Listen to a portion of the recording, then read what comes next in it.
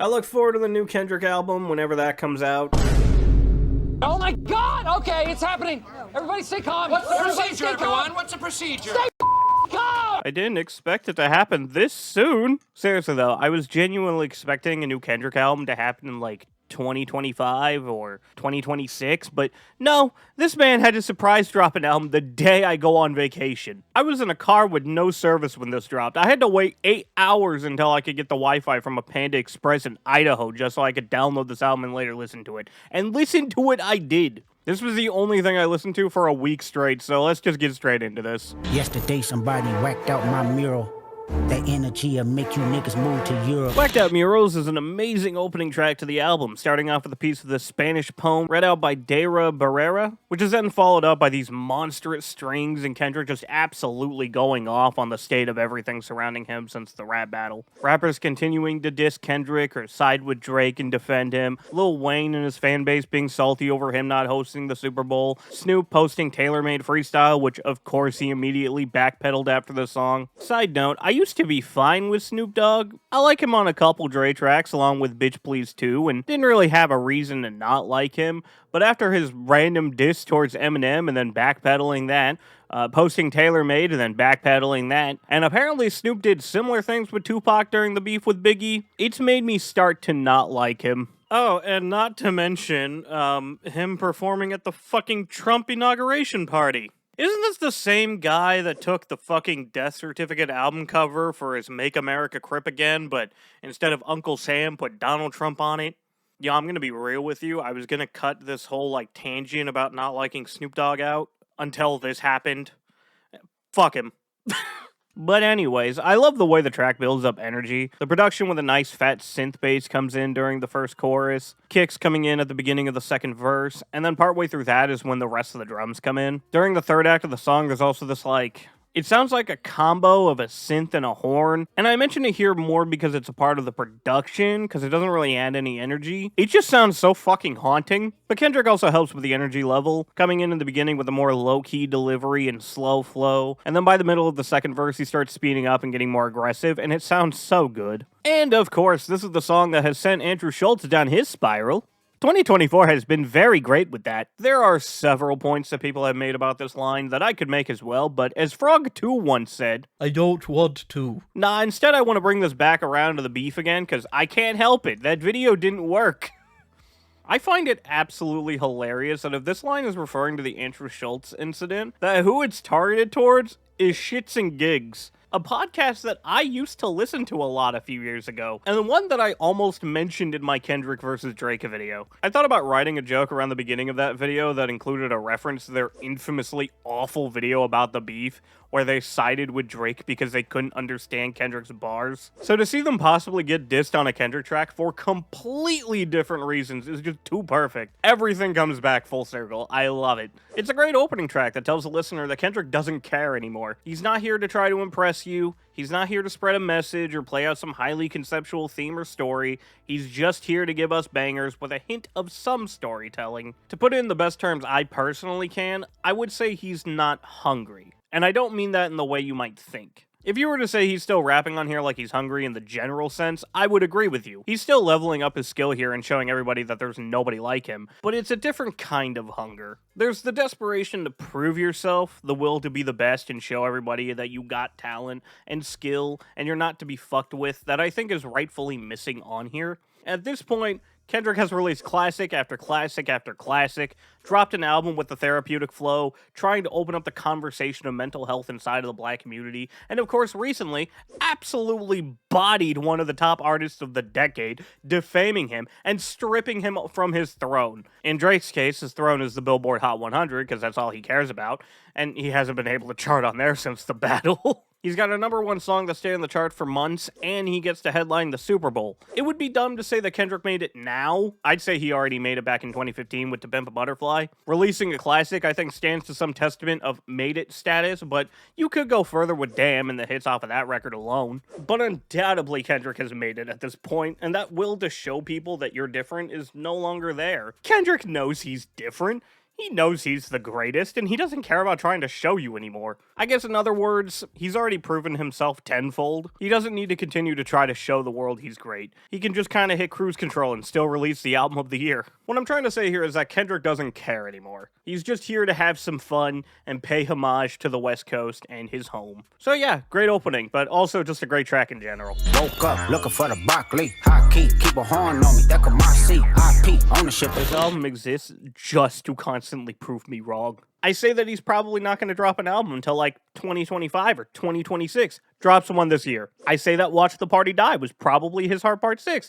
There's a Hard Part 6 on this album. And I said that we were never going to get the snippet at the beginning of the Not Like Us music video. And it's the second damn track. You have no idea the level of excitement I felt to hear that, God knows, and to realize that we actually got the full track. I don't think it tops the almost out-of-body experience hearing Drive Off a Bridge past the chorus, but it's up there. The production on this track alone is insane. That bouncy bass, the collage of synths from ones that sound ghostly to ones that are wobbly, or like they're ripped straight from the 80s, and even some that sound like those classic G-Funk synths from the 90s.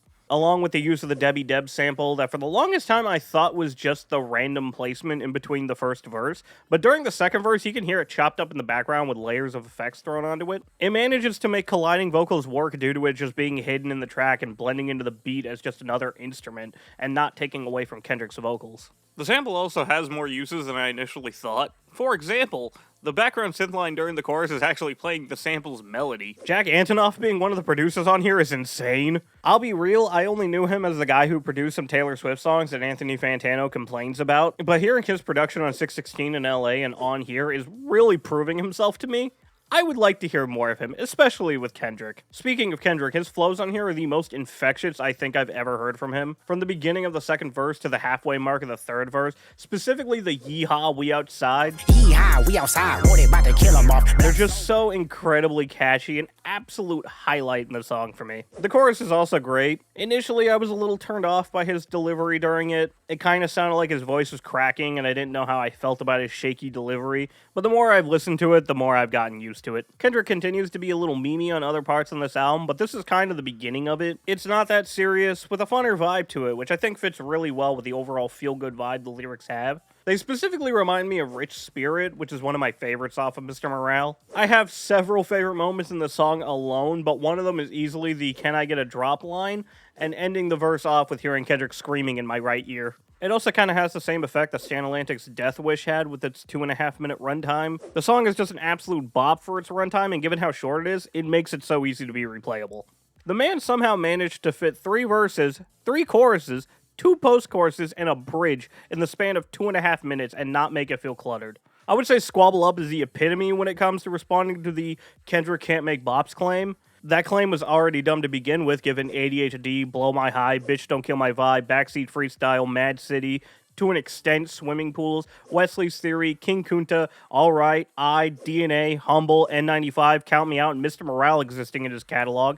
Then, of course, Not Like Us. But then here comes Squabble Up, which sounds like it'd be the perfect song for TikTok, without sacrificing anything that makes a Kendrick song a Kendrick song. It's catchy and replayable with several quotables for TikTok to get their grubby little hands on, while also keeping the great flows, rhyme schemes, and wordplay that Kendrick's known for. And again, funny meme-esque moments like Kendrick screaming in my right ear. It's a great song with amazing production, fun flows, and I still can't believe we actually have it. I know he pulled the same teasing again with the GNX announcement, but I wasn't there for that. I knew of this album when my phone got enough service to send me a message from Jonas saying it dropped, so I didn't get to experience that tease like everyone else. But goddamn am I glad that I get to hear the entirety of this one and have so much fun every time I do. This world, concrete, flowers grow, heartaches, Luther is a nice little R&B song with such a great vibe that includes the absolute euphoric voice that is SZA. I already have to stop myself from talking about the rest of the song here, because there's no way I wouldn't be able to get through this video without mentioning that the diss tracks Drake made keep aging worse and worse as time goes on, and it is hilarious. With this time, it's that SZA got you wiped down bar. I forgot to mention in my video that one of the other things that makes that bar not work, nor make much sense, is that SZA is signed to TDE, so I don't know why Drake thought she would be on his side. Not to mention Kendrick having SZA's control artwork as his Twitter profile photo the year that album dropped, or how it didn't really seem like SZA and Drake were on the greatest terms after he used her first take on one of her features. I wonder if Kendrick let her record as many takes as she wanted to. But anyways, Drake tried to say that SZA had Kendrick wiped down, to which then SZA did a whole ass interview with Kendrick, appears on his album twice, and now they're doing a whole tour together that I don't think I'll be able to go to, and I will cry every night to this. Anyways, this is all just hilarious, and I love watching the Drake tracks age worse than milk. With that tangent out of the way, let's return back to the song. Whoever says this is one of the worst tracks on here objectively has horrendous taste. The song has such a great vibe to it. From those beautiful acoustic guitars, the gorgeous strings, to that slow but still vibey drum beat, Kendrick and SZA's vocals fit so goddamn well. They sound so good on here when they're harmonizing together. I also love the second verse having them trade back and forth between the words. The Tupac nod during the chorus is nice both by itself, but also a little sign of what's to come later on in the album. There's the great use of the Cheryl Lynn and Luther Vandross cover of If This World Was Mine used throughout the song. I'll be real with you, I have no idea who Luther is. The only reason why I know this song is named after him is because of all the black people that I follow bringing up that fact. Who raised me, Bill? White people that don't listen to R&B. I wonder if my papa listened to him. If he did, I might end up having an album he's on. I will say, I found it kinda odd that the song opens up with a Snoop Dogg reference. I guess Kendrick did say he let it go, but it always just stuck out to me that he throws a dig towards him on the opening track and then references him 2 songs later. But I wouldn't even really consider that a negative towards the song. In the grand scheme of things, it doesn't really bother me, and the song is still great. I deserve it all. Like minds and less enemies. Stock investments, more entities. Man at the Garden does a great job at slowing down the album even more. We went from the energetic, bombastic intro track to a repetitive slapper, then to a more slow-paced, vibey R&B cut, that's then followed by this laid-back, calm track that strips back all the energy and heavy instrumental layering, mostly consisting of a simple drum beat, pads that remind me of the Earthbound soundtrack, sometimes a piano, and the most energetic layered instrument on here is the choir hums during the closest thing we get to a chorus. We do get a moment of full-on energy right at the end, where the track builds up to its climax with the inclusion of several backing vocals on Kendrick's end. Kenny spends the track basically telling the listener over and over again that he deserves it all. He deserves the riches, a healthy lifestyle both physically and mentally, the respect and rewards. I like how this is a song where someone just continuously say that they deserve all these things, and I can't argue with them. I don't disagree with a single point here. He does deserve it all. Kendrick doesn't even come across cocky, arrogant, or full of himself while saying this. There's a hint of tone in the song that he says he deserves this because he's worked for it. He deserves a healthy lifestyle because he works for that to be the case. He deserves the accolades because he's worked to create good work that brings him those accolades. He deserves to be referred to as the greatest of all time because he's worked his way to that status. I've considered Kendrick to be the GOAT because of all the classics he has in his discography, and he really doesn't have a bad album in there. Some say that would be overly dedicated. Funny enough, that's the one album I haven't actually listened to. But I feel like it wouldn't even be that bad, to be honest. Even Bitch I'm in the Club is a banger.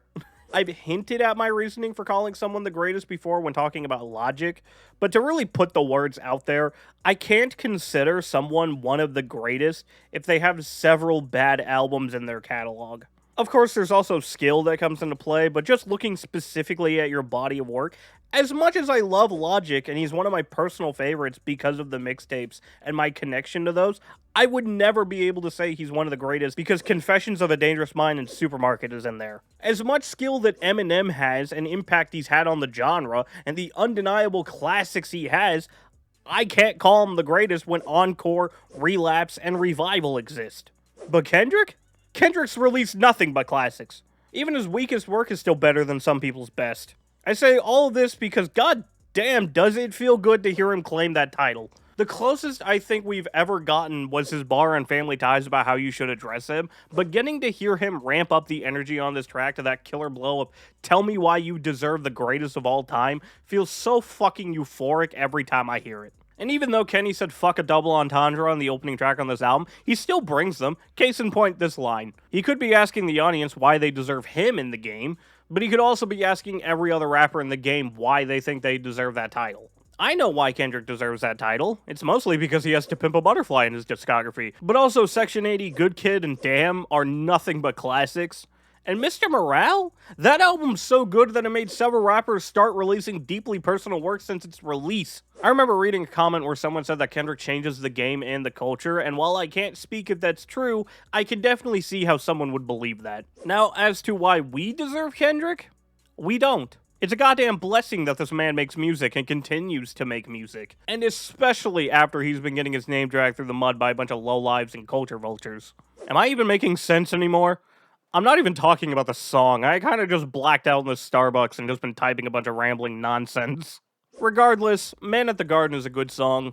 I wouldn't say it's one of my favorites, but it's not my least favorite on the album. We'll get to that eventually. I also have one note about the title. I know Genius refers to the garden as the Garden of Eden, which that meaning does make sense, but personally, the title sounds a little similar to Madison Square Garden, which I know sounds irrelevant, and it kinda is, but Madison Square Garden is the place that many artists deem as the moment they make it, performing there, and especially selling out the stadium as a sign of making it in your career, and I don't know, I just kind of think about that feeling with this album, and Kendrick fully announcing himself as the greatest of all time on this track. Hey now, say now, murder by my yin. Big face Buddha, get my peace from within. Hey Now returns back to the bops and really starts honing on the West Coast sound of this album, which helps when you got Mustard producing the beat. It's crazy that he used to be one of my least favorite producers, but his work on Not Like Us, Hey Now, and TV Off is insane. Also, Jack Antonoff is credited on this. He's credited on way more tracks than I thought he would be. Jack, keep doing this. Whatever this is that you're doing, keep doing it. Speaking of the production, I oddly love that reverbed out perk loop. It's like the first time I've heard a professionally produced song have something that sounds like I would have made it. It's funny because I feel like I've used that term before for several other things, but like for real though. And that's not an insult, nor is it me trying to brag. I've always thought everything I've made has never sounded how the professionals do it, but this perk loop sounds like something I would have found on Looperman and then just drowned out in reverb. And hearing that in a goddamn Kendrick album is just...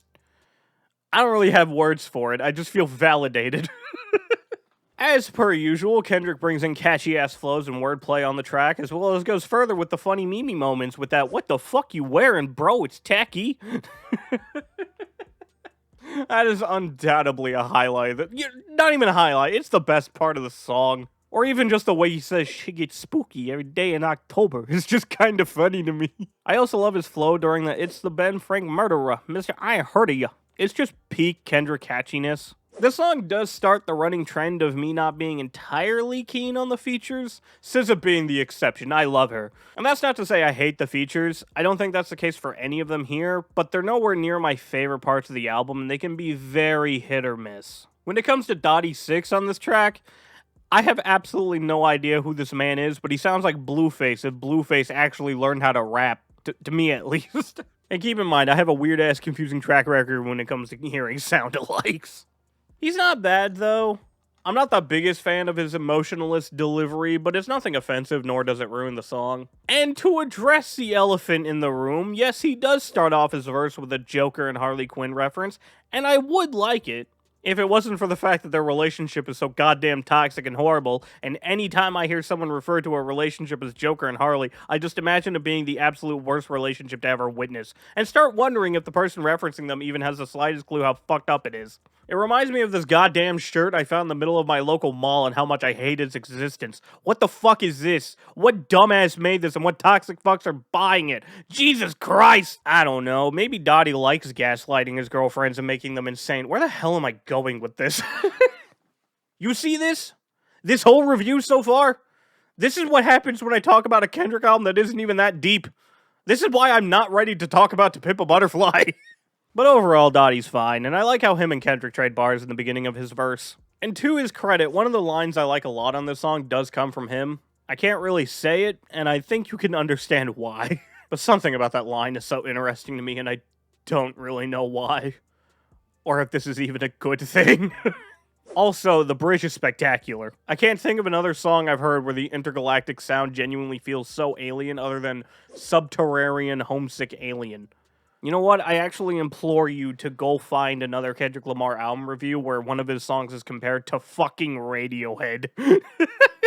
And yes, I did pick up on the alien galaxy shit from Fantana's review. I don't like using other people's words in my videos, but in this case, I could not think of any other way to describe it. Oh yeah, and the song ends with Dottie saying, "Tell him Dottie did that," which sounds like a prelude to the title track, which makes me wonder if Dottie was originally supposed to be on that song and then just got moved over onto here.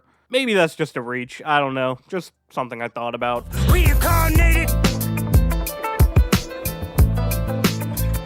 Reincarnated is the first thing I think of when I hear people just simplify this entire project to just, it's dumbed down music with no substance or concept. Because, yes, while a lot of the songs on this album do kind of fit that narrative, which is completely okay, I like when Kendrick just wants to have fun. And he did say on the intro track on this album that it's not for lyricists, and he just wants us to feel this shit.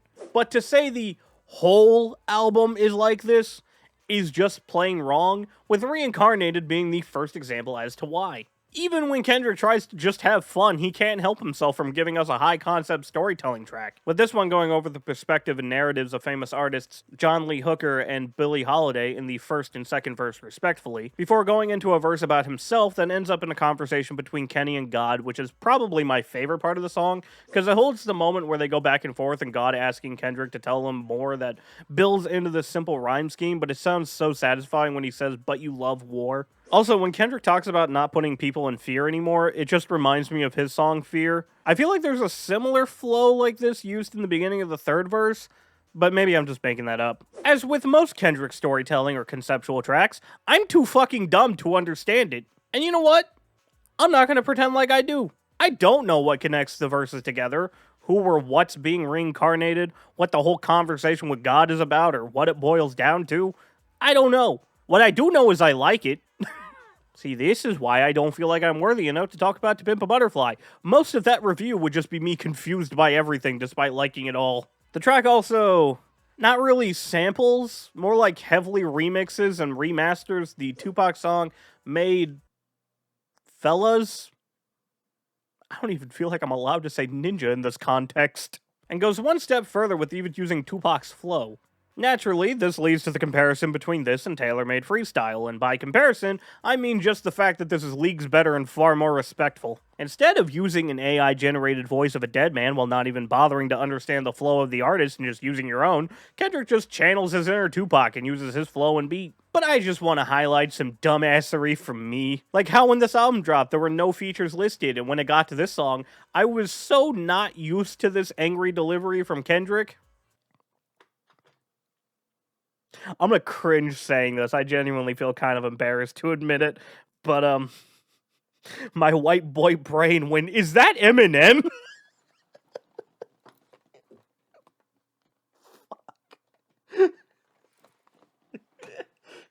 I'm sorry. You know, I feel like probably by the, second listen, I realized that's not the case.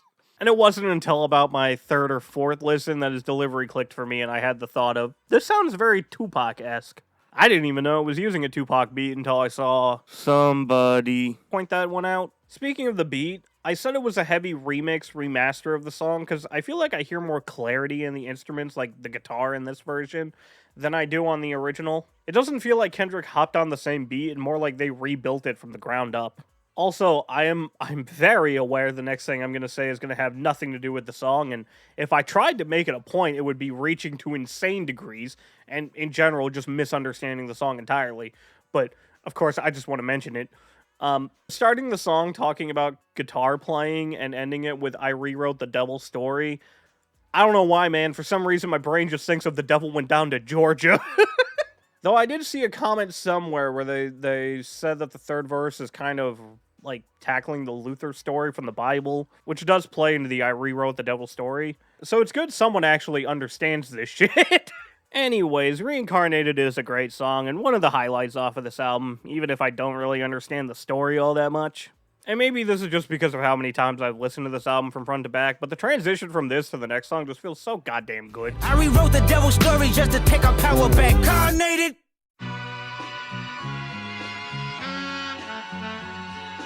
All I ever wanted was a black Grand National. Fuck being rational, give them what they asked for. TV Off is a return to the bops and what I would call the highlight of the album on account of it holding the most iconic 4 to almost 5 seconds on this whole record. But goddamn, is it such a bop? So many people have made the comparison to Not Like Us, even saying it just sounds like a copy of it, which I guess I can see. Short string stabs with a West Coast drum beat. And yeah, there's a moment where Kendrick uses a similar or maybe even same flow. Hard for me to talk about similar flows when half the time my brain's just making shit up.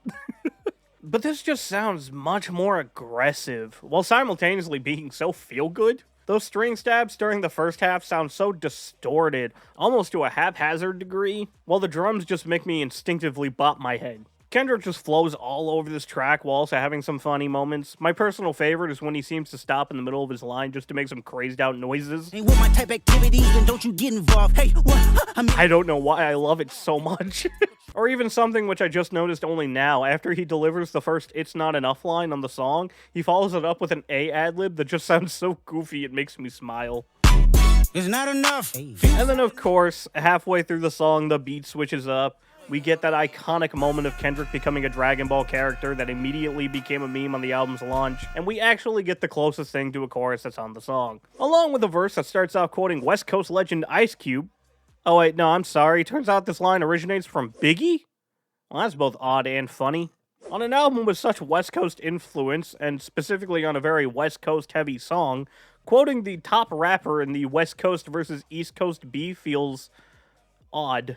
But also doesn't at the same time, given how Ice Cube would later take this line and make it his own, which is how I knew of it. And I'm not the only person either. I've seen a few comments of people talking about how they only knew the line from the Cube song and had no idea it originated from Biggie either. What are the implications of this? What does this say about the narrative of the West Coast versus East Coast battle in the 90s, and how that plays in today's society and cultural status?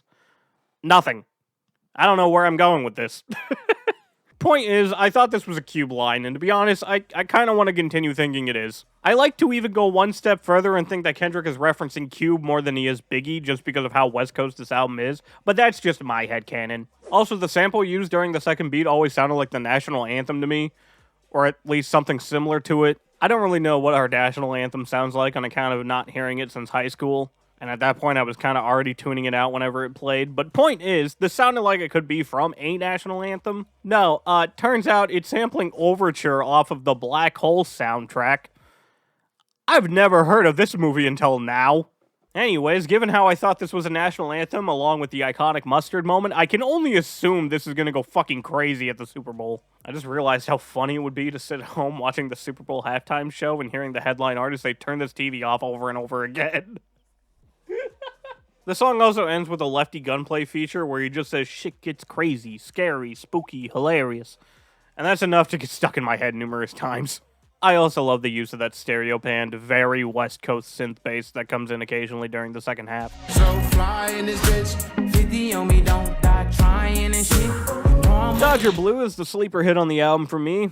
It's the track that I know I've heard so many times, but every time I look at the track list, I can't remember what the song actually is. When I see this long featured list, I expect it to be a track that's like GNX, with just rappers going back and forth between verses, but it's anything but that. It's another down-tempo, chilled-out, West Coast vibe track that also kinda sounds a little R&B inspired. I love that signature West Coast bass and that reverbed-out snare. It's definitely a song I could see being played loud in the speakers of an Impala while it cruises down the streets of California. Hell, it's one of the several songs on this album that makes me want this album on CD so I can drive around in my Chrysler to it. Even if it is just to go to work or get Starbucks. And when it comes to the features, they're pretty much just for the chorus and the outro, and they're very good.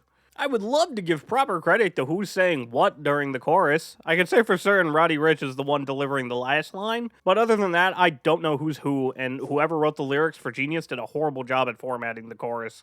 Jesus Christ, yeah, you could put on it, chorus featuring this artist and this artist, but like, where's the italics? Or the bold text to separate the fucking artists. But anyways, my point is, all the people on the chorus are great at what they're doing for it. The back and forth between them is really nice, and I love the delivery of Faux Show and just the sound of it being extended along with the backing vocals. West side, get the money, yeah, that's for sure. And speaking of beautiful sounding vocals, that's Sam Dew and Ink on the outro with their amazing harmonies. They're so incredibly soothing to listen to. It's such a great way to end the song. This whole album is an ode to the West Coast, but I find Dodger Blue to be an ode specifically to Compton. I guess California in general, but I don't know, I focus more on Compton with this one. You know, what with the countless mentions of it and its schools and the overall attitude of the chorus, sounding like the typical mindset of somebody raised in the city. I also like the attitude Kendrick has on this track. The lines going against people hating on LA, especially if they live inside of it, or the ones that I interpret as alluding to the battle and him just straight up telling people to shut the fuck up. Or the even better one where he just flat out calls people stupid. And as somebody who loves references to media and rap, whether it be film, comics, or cartoons, Anything nearing something nerdy automatically catches my ear, which makes me love when Kendrick just name drops Tarantino, Alejandro Gonzalez, and Spike Lee. I never understood the reason as to why he does this, other than probably just rhyme schemes and feel good. Again, this is not for lyricists. But according to Genius, the directors are known for LA as well as activism, which matches with Kendrick's vibe. I mean, I didn't really have to question Spike Lee being mentioned. Kendrick being a fan of him doesn't surprise me in the slightest. But I do like hearing a Tarantino mentioned the most on account of him being high on my list of favorite directors. I haven't heard of Alejandro Gonzalez before, or really any of his movies. Feel free to recommend some of them in the comments. What they talking about? They ain't talking about nothing. What they talking about? They ain't talking about nothing. What they talking about? They ain't talking about nothing. What they talking about? They talking about nothing. Before getting into the song, I want to point out something that both Peekaboo and TV Off do that I couldn't find room in the TV Off section to talk about. They both start off with something that sounds like an old school 70s sample before just going into a modern beat that sounds absolutely nothing like the opening sample, or even uses that sample. I think it's a nice subversion of expectations in both tracks. Anyways, Peekaboo is peak It Ain't That Deep behavior on this album. From lyrics that mean nothing, the feature artist AZ Chike opening his verse with "Surprise bitch, it's Chuck E. Cheese," to Kendrick just going full-on meme lord with this "hey, hey, hey, hey, hey, that's my bitch," and my absolute favorite, bing, bop, boom, boom, boom, bop, bam, that has gotten stuck in my head so many times. The fact he follows this up with a line like, "the type of shit I'm on you wouldn't understand," is just peak. And it wasn't even until I got a random YouTube short that pointed this out, but it's like almost a reference to one of the most iconic memes on the internet. Boom, bam, bop, bada bop, boom, pow. Like bing, bop, Boom, boom, boom, bop, bam. the type of shit I'm on you wouldn't understand. Somehow Kendrick manages to make a chorus that consists of what they talk about nothing, being repeated a bunch of times, still catchy. I think it's mostly just his flow during it. There's something about it that makes me move my head along to it. Like, it's just riding alongside the beat, fitting in all the pockets it needs to. And of course, it's gotten stuck in my head a bunch of times. I'm pretty sure it was the only thing in my head when I went and visited the Hoover Dam. I also like the last chorus where Kendrick and AZ trade back and forth, with AZ being panned slightly towards the right ear. Speaking of AZ, his verses are pretty good. He doesn't really say anything during them, which is fine in this case, because that's the whole song. I like how he says, "I'ma tell you, turn it off." Something about how he sounds like he's running out of breath when he says it just emphasizes the line to me. It enhances it in some weird way, and I enjoy it. I also enjoy the follow-up bar where he just says, "not sorry for your loss," in such a brutally funny way. He also has a line in his first verse where he says he'll FaceTime his ops, and that now just makes me think of that story Daylit told about Kendrick. After Drake dropped, right, and it's in the air, this before it dropped, this is when he being Boogeyman at this point, right? Mm-hmm. So, nigga, Absol called me, nigga, it's like, nigga, 5:30 in the morning. It's a FaceTime call. So I ignored the first one. I'm like, nigga, I ain't about to talk to Soul. I'm laying down, nigga. It's over. Nigga. He called again. I'm like, oh, it must be important. So I'm thinking like it's an emergency. Yeah. Because Absol don't really FaceTime me, especially not that early. Mm. I pick up, it was Dot, bro. Nigga just looking at the camera. Bro, look, I swear to God, bro, the nigga was just looking at the camera and hung up. I would very much love to believe that this is a real thing that happened, and I know it's not related to AZ, but it's still funny. Kendrick also has great verses outside of the funny moments, with the highlight for me being how he switches from the hey, hey, hey part to a different flow so suddenly and, like, mid-bar. Hey, hey, hey, hey, hey. Pull off in a lamb, double pocket all that time. Mid-bar flow switches might be a thing I like a lot. The "Why You Acting Tough" on IG Live is also a good bar. The beat's also pretty good. If TV Off is Not Like Us Part 2, I'd say Peekaboo is Hey Now Part 2, with its dark West Coast aesthetic. The mix of bouncy synth bass, heavy 808s, ominous strings, and dark synths. I low-key love the kick pattern on this song, mostly with how well Kendrick and AZ match their flows with it. Load up the Pro Tools and press 3. Studio filled with Jack in the Box and Pepsis. We've now made it to the Heart Part 6. I've already mentioned earlier that I thought Watch the Party Die was Kendrick's Heart Part 6, my points being that it was released on Instagram like Drake's version was, how it didn't have a title because Drake had taken it, and its production just felt more in line with the Heart series. But like I said, a lot of things about this album exist just to prove me wrong, because Watch the Party Die is in fact not the Heart Part 6. We actually get to have that. Kendrick made the sentence, "The Heart Part 6 is really good," an actual viable sentence.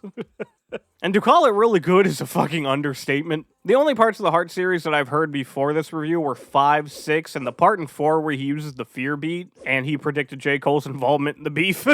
So I went through and listened to the series, and goddamn, does he go off on the first one. I was not expecting that. But ultimately, I would still say that Part 6 is my favorite of the whole series. Maybe it's recency bias, I don't know. Maybe if I listen to these more, I could do a ranking later in the future. But for now, 6 Days is my favorite. While the other tracks felt more like him just unloading stuff off his chest, or talking about being great, or something like the 5th one where he's deconstructing the culture, Part 6 has him on his storytelling shit again, talking about his come up in the game and rapping in general, which I just really enjoy. Not only that, but he just gives flowers to all the people around him that he came up with. Absol, Dave Free, Top Dog, Soundwave, Punch, RET, Moose, Tease, even Schoolboy Q. I like the structuring of the track, how it sounds more like he's reminiscing on his start and how he slowly got here, to then ending it off with where he is now, leaving the label for his own independence and how he managed to do that without a big falling out. And something about the line, "Now it's Kendrick, I want to evolve, place my skill set as a black exec," just makes me think of how much creative control and how creative in general his music videos have been. Obviously, I can see this as him saying he wants to be a great exec for PG Lang and be able to do to new up-and-coming artists what Top did for him, but also just the way he says he wants to evolve. It just makes me think about him opening up to more creative avenues and really flourishing in all of them. I mean, it doesn't even have to just be like music videos or like music in general. I mean, isn't he doing a movie with the South Park writers? And I think I heard somewhere that he was doing a documentary about sex trafficking with some director that's made a lot of movies also about that. Can you tell I didn't write this part in the script and I'm just now thinking of it? I like the use of the Use Your Heart sample as a chorus. It's so simple, but having an actual chorus on one of these songs that uses the word heart just works so well for me, and enhances my love of the song even more. And the way he ends the first 2 verses with "Bless Our Hearts," but ends the last verse with "Have a Heart to Heart," I just love it. Stomach turning, I get up and proceeded to write something is great wordplay as well. The beat's also great as well. You got these acoustic guitars in the intro that blend into the background of the beat later on in the track.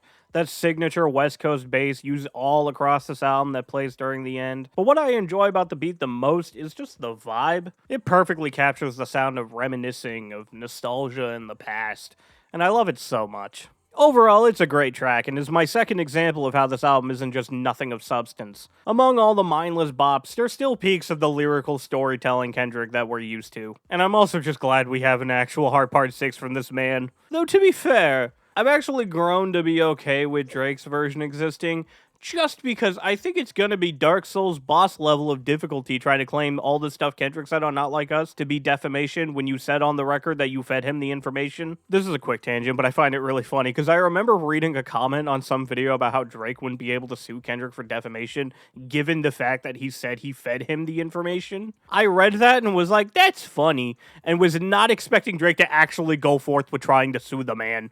Or I guess, sue his label. And by his label, I mean Drake's label. UMG is the distributor for Republic Records, which is the distributor for Cash Money Records and Young Money Records, and OVO Sound. This man continues to get dumber and dumber, and it baffles me more and more every time. At this point, I'm convinced the mole in OVO is who convinced Drake that suing would be a good idea, because nobody can be this dumb. This shit's hilarious. Sorry that I keep mentioning Drake in this, I just can't help it. This man's dumb as fuck, and there's too many times this record reminds me of him or the beef. Anyways, Heart Part 6 is a really good song. I can say that now. Hey, I'm tripping and I'm loving it. Tell him Kendrick did it like why? GNX is, it's a song. Let's address the elephant in the room. This fucking beat. I'm once again gonna have to pull somebody else's words into this review because they are the perfect description for this beat. It sounds like getting wasted and using Fruity Loops for the first time.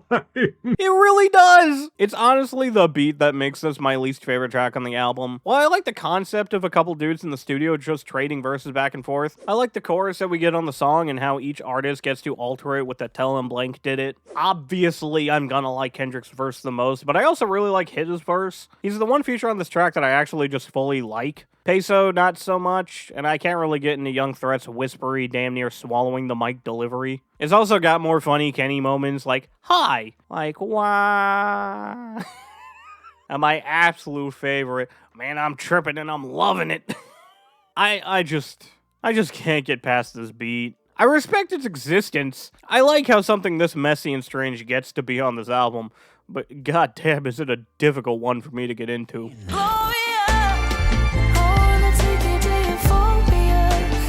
And finally, we finish off the track listing with Gloria, another storytelling track and a great way to end off the album. Here we get Kendrick tackling a concept that's been done so many times before him.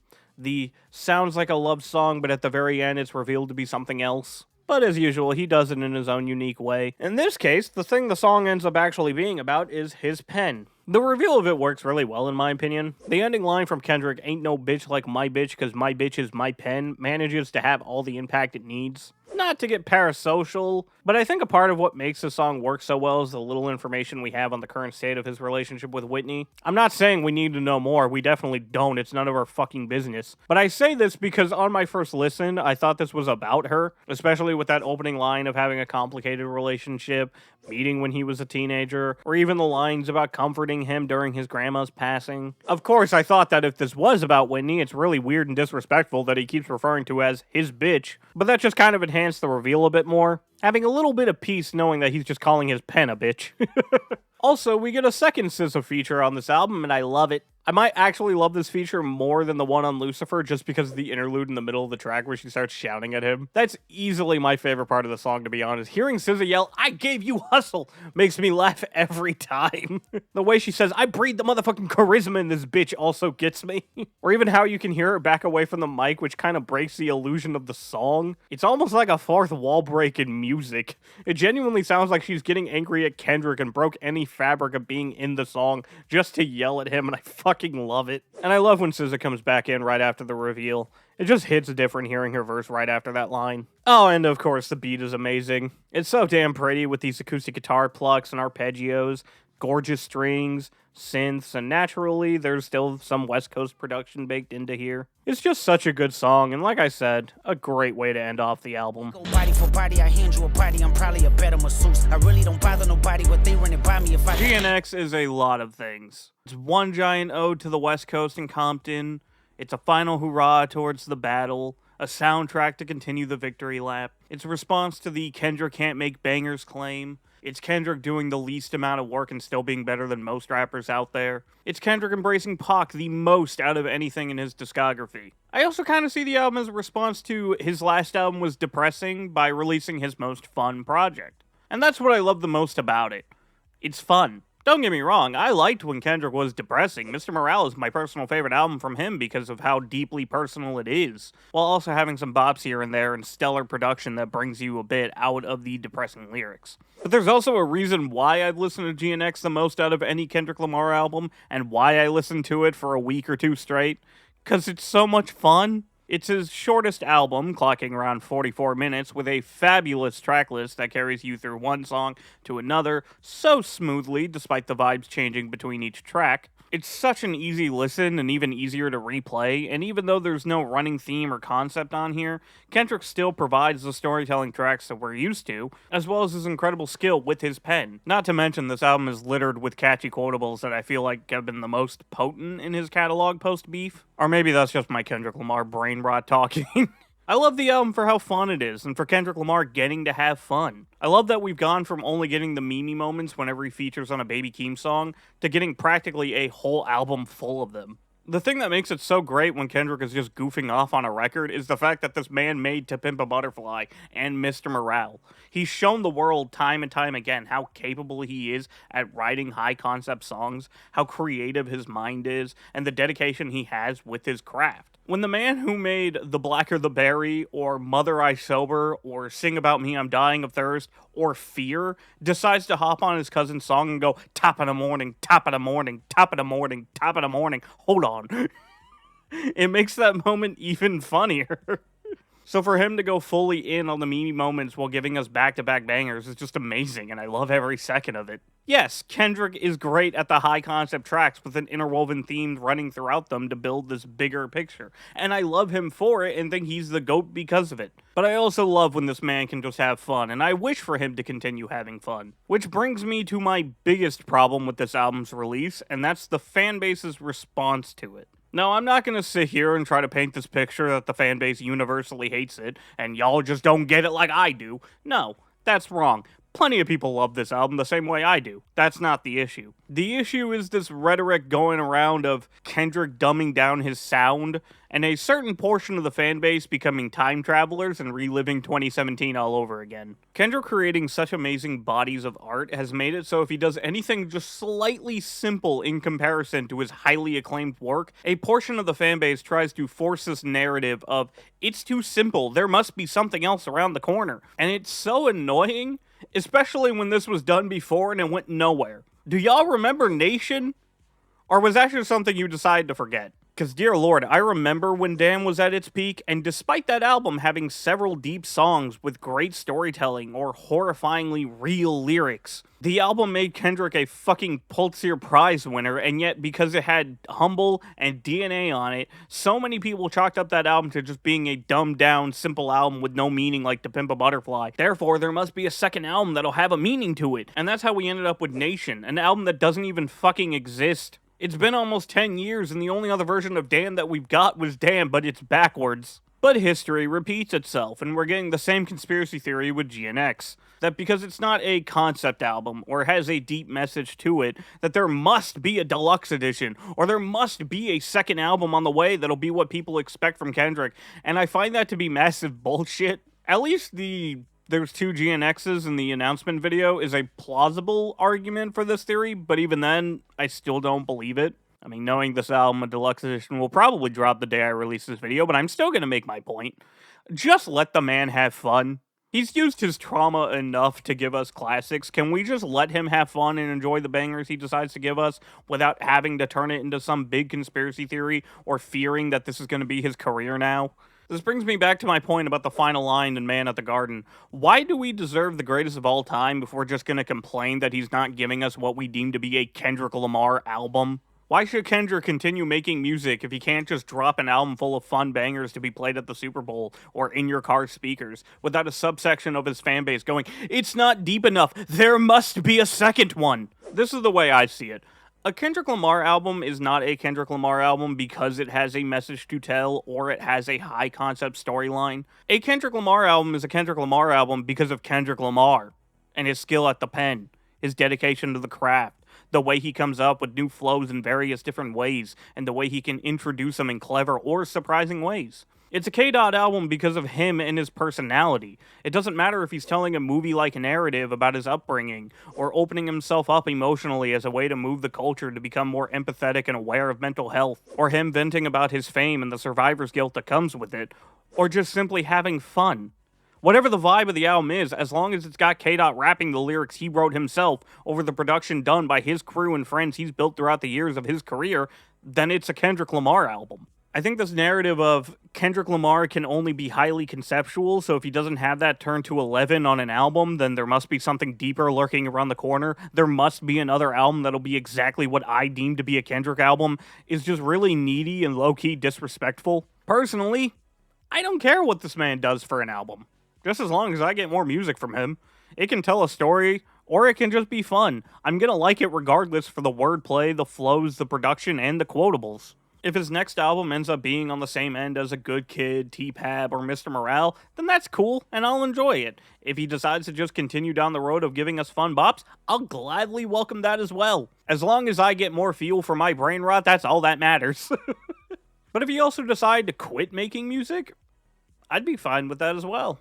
I'd be incredibly sad, of course, but I'd also be understanding that this man is a father of 2 children, might want to go down a different path in his life, given rap has been what he's dedicated himself to for the last, 20 years. And in a way, I get it, given how he can't just have fun without a part of his fan base demanding for some deep intellectual shit and coming up with the same damn conspiracy theories when they don't get that. But anyways, enough complaining about the theories, I just had to get that off my chest.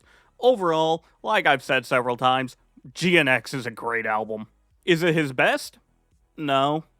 I think it's incredibly difficult to top To Pimp a Butterfly, and like I said, my personal favorite is Mr. Morale. If I were to rank this album, maybe I'd put it above Damn, but I don't know. I'd have to spend a lot more time with his discography in order to come up with a definitive ranking. But what I do know is that I love this album. I love the bops. I love the storytelling tracks. I love the meme moments. I love the production. I love the bars. And I just love hearing Kendrick have fun and not caring anymore. And I would like for Kendrick to be able to have more fun. Whether or not he'll continue down this path with future releases, or if he'll go back to the usual high concept work, I'll still enjoy it regardless. Even if it does take me 2 years to actually get into it like I did with Mr. Morale. But for now, I shall continue to enjoy this album. I finally bought the damn thing on CD and I can't wait to have it in my car for several months. And I'll also enjoy walking around murmuring random shit off the album to myself like a goddamn psychopath. Bing, bop, boom, boom, boom, bop, bam. What the fuck? I got hits, I got bucks, I got new paper cuts. Hey now, say now, yeah, I'm all about my yin. Big face Buddha, keep my peace from within. Shit get crazy, scary, spooky, hilarious. Shit gets spooky any day in October. Used to bump the car to 3, I had my rolly chain, proud irony. I think my hard work with Lil Wayne down. Whatever though. This shit's hilarious. And of course, everyone has their own opinion, but my opinion is the best opinion. I'm sure you figured that out already.